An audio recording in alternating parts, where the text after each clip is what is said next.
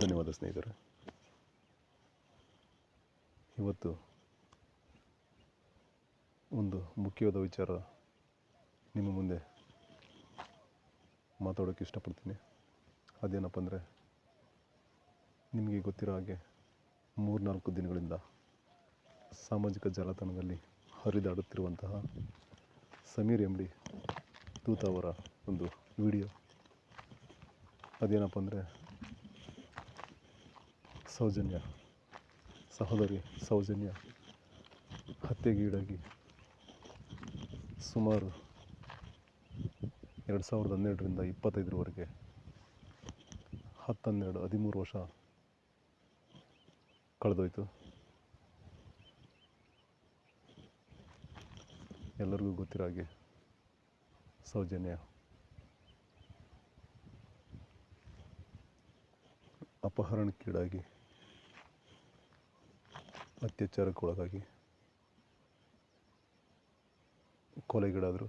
ಅದು ಮೇಲ್ನೋಟಕ್ಕೆ ಪೊಲೀಸರಿಂದ ಸಾಬೀತಾಗಿತ್ತು. ಜನಗಳು ಅದನ್ನು ಒಪ್ಪಿದರು.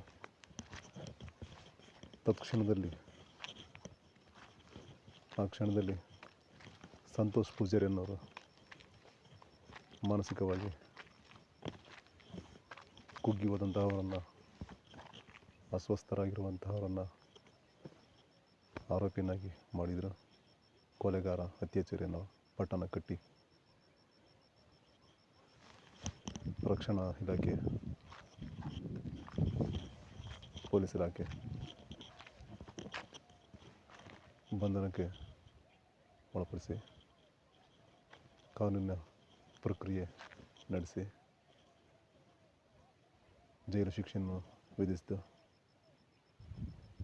ಪಾಪ ಎಲ್ಲರೂ ತಿಳ್ಕೊಂಡಿದ್ವಿ ಸಂತೋಷ್ ಪೂಜಾರಿನೇ ಸೌಜನ್ಯ ಕೊಲೆಯ ಮುಖ್ಯ ಆರೋಪಿ ಅಂತ. ಆದರೆ ಕಳೆದ ದಿನಗಳಲ್ಲಿ ಹೈಕೋರ್ಟು ಸಾಕ್ಷ್ಯಾಧಾರಗಳ ಕೊರತೆಯಿಂದ, ಕೇಸ್ನ ವಿಳಂಬದಿಂದ ಸಂತೋಷ್ ಪೂಜಾರಿಯವರಿಗೆ ನಿರ್ದೋಷಿಯನ್ನಾಗಿ ಮಾಡಿ ಆದೇಶ ಮಾಡಿತು. ಆದರೆ ಸಂತೋಷ್ ಪೂಜಾರಿ 6-7 ವರ್ಷ ಜೈಲಲ್ಲಿದ್ದರು. ಕುಟುಂಬ, ತಂದೆ ತಾಯಿಗಳು, ಅವರ ಕುಟುಂಬ ನೋವಲ್ಲಿ ಬೆಂದು ಹೋಯಿತು. ಸಂತೋಷ್ ಪೂಜಾರಿ ಅವರ ಜೀವನ ಹಾಳಾಯಿತು, ನೆಮ್ಮದಿ ಹಾಳಾಯಿತು. ಎಲ್ಲದಕ್ಕಿಂತ ಹೆಚ್ಚಾಗಿ ಸಹೋದರಿ ಸೌಜನ್ಯ ಅವ್ರಿಗೆ ಆತ್ಮ ಶಾಂತಿ ಸಿಗಬೇಕಂದ್ರೆ ಅವರ ಒಂದು ಕುಟುಂಬಕ್ಕೆ ನ್ಯಾಯ ಸಿಗಲೇಬೇಕು. ಎಷ್ಟೋ ಸಹೋದರಿಯರು ಇಂತಹ ಅತ್ಯಾಚಾರ, ಕೊಲೆಗೆ ಗುರಿಯಾಗಿದ್ದಾರೆ, ಬಲಿಯಾಗಿದ್ದಾರೆ, ದೌರ್ಜನ್ಯಕ್ಕೆ ತುತ್ತಾಗಿದ್ದಾರೆ. ಖಂಡಿತ ಸಹೋದರಿ ಆತ್ಮಕ್ಕೆ ಶಾಂತಿ ಸಿಗಬೇಕಂದ್ರೆ ನ್ಯಾಯ ಸಿಗಲೇಬೇಕು. ಸಂತೋಷ್ ಪೂಜಾರಿ ಅಪರಾಧಿ ಅಲ್ಲ ಅಂದಮೇಲೆ ಯಾರಾದರೂ ಒಬ್ಬರು ಅಪರಾಧಿ ಇರಲೇಬೇಕಲ್ಲ. ಸಾಕ್ಷ್ಯಗಳ ನಾಶ ಆಯಿತು,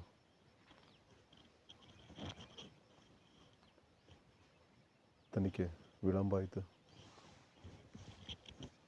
ರಕ್ಷಣೆ ಕೊಡುವಂಥ ಕಾನೂನು ಸುವ್ಯವಸ್ಥೆ ರಕ್ಷಣೆ ಕೊಡುವಲ್ಲಿ ಆ ಕ್ಷಣದಲ್ಲಿ ವಿಫಲ ಆಯಿತು. ಹೋರಾಟಗಾರರ ಪ್ರತಿಭಟನೆಗಳಿಗೆ ಬೆಲೆ ಸಿಗದೆ ಹೋಯಿತು. ಕೊನೆಯ ಕ್ಷಣಗಳಲ್ಲಿ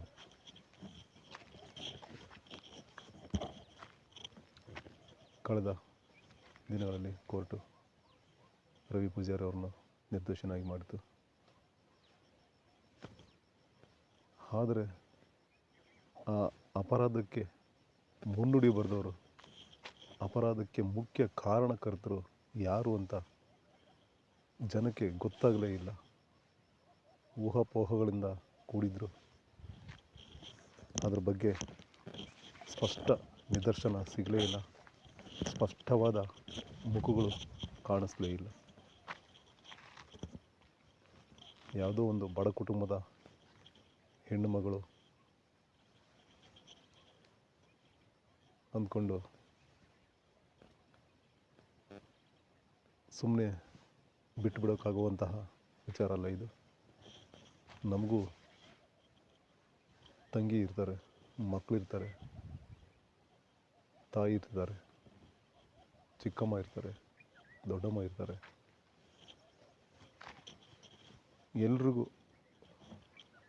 ಎಲ್ಲರೂ ಕುಟುಂಬದಲ್ಲೂ ಈ ರೀತಿ ಏನಾದರೂ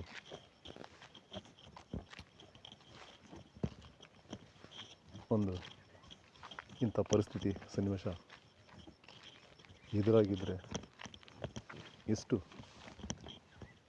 ನೋವಾಗಿರೋದು.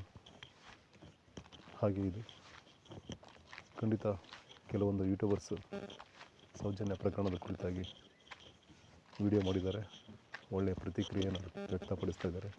ಬಂದಿರುವಂತಹ ತೀರ್ಪನ್ನು ಮುಂದಿಟ್ಟುಕೊಂಡು ನಿಜವಾದ ಅಪರಾಧಿಗಳನ್ನು ಗುರುತಿಸಿ ಶಿಕ್ಷೆಗೆ ಗುರಿಪಡಿಸುವಂತಹ ಉದ್ದೇಶವನ್ನು ಇಟ್ಕೊಂಡು ಕೆಲವು ಯೂಟ್ಯೂಬರ್ಸ್ ವಿಡಿಯೋ ಮಾಡ್ತಾಯಿದ್ದಾರೆ.